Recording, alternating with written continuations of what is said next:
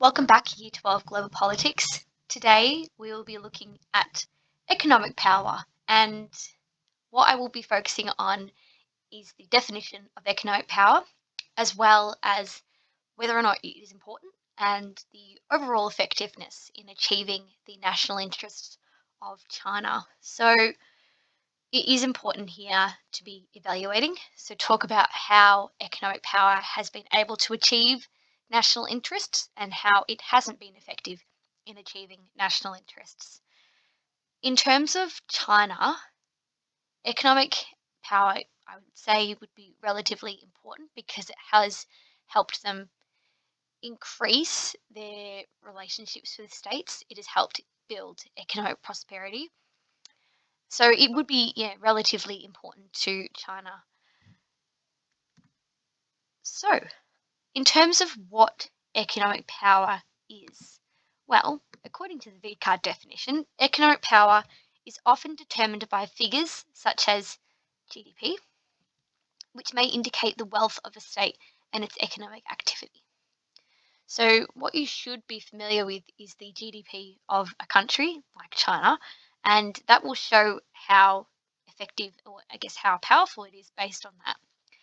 What you can also talk about with power is that it's assessed by the state's reliance on imports of goods and services. So, states that are good at importing and or exporting, that have a great trade and a lot of those things happening, that can demonstrate whether they do have economic power. If you do have economic power, it may make it then easier for you to influence the actions of other states. So because you may be able to use trade to influence people to do what you want, and then that may then help you achieve your national interests. So I think China has been it has been able to do that. It really has tried to influence the actions of others because of their trade relationship. With Australia, though, probably not so much. But we will get into that. We'll get into that example. So our first example here is the North Korean sanctions. So this, I think, is an interesting example because China is and does have a strong relationship with North Korea. 80% of North Korean imports come from China. So usually China won't do anything to kind of hurt that relationship.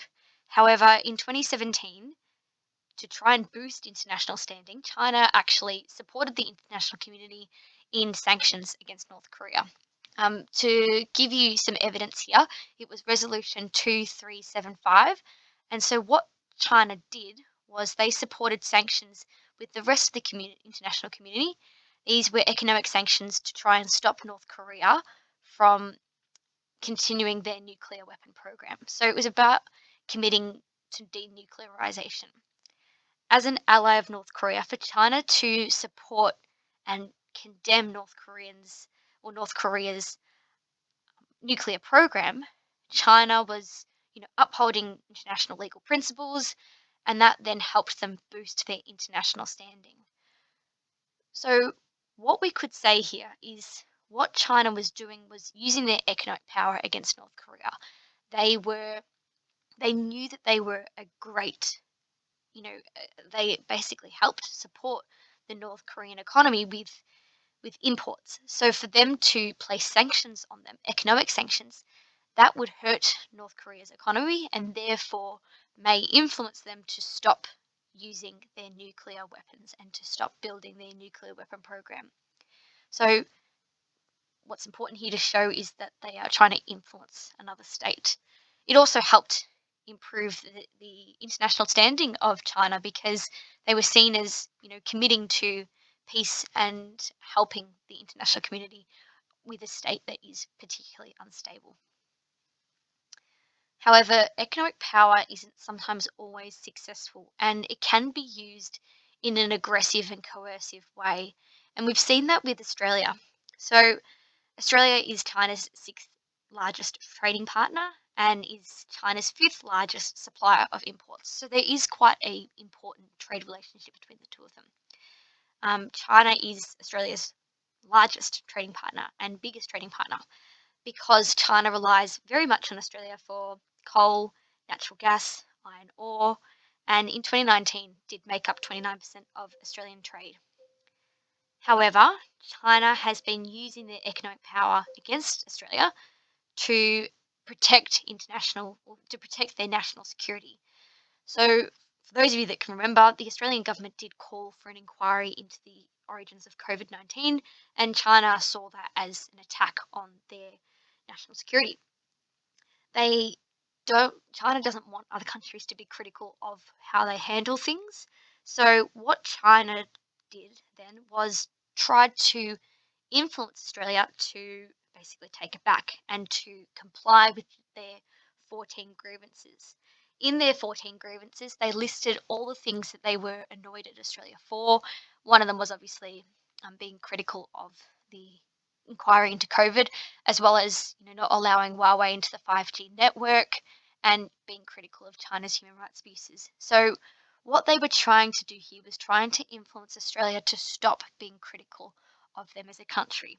And they placed a number of tariffs and bans on Australian exports to China.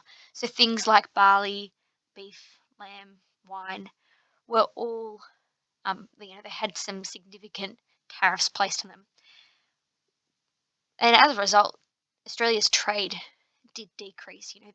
The investment from China decreased by around 51%. So it was quite a significant hit to the Australian economy. But instead of it achieving what China wanted, which was to protect, their image and protect their national security, all it simply did was just expose China as a negative trading partner. Expose them as one that you really couldn't trust, and that if you do trade with China and you don't do what they like, well, then they will respond very negatively. So, whilst they did try to influence Australia, all it did was hurt the regional relationship between Australia and China, as well as negatively probably impact their international standing. It really just exposed them as not a very nice and friendly trading partner. So that's really what economic power is about. It's about influence and using your position as a country to try and influence the actions of others. Here, it has been successful in North Korea with improving their international standing. However, with Australia here, we can see that it's probably not been very successful. I would say, though, economic power is relatively important to a state like China. It has helped them with a number of things. I've got here that it's increased, they have had an increase in trade surplus by 27% from 2019.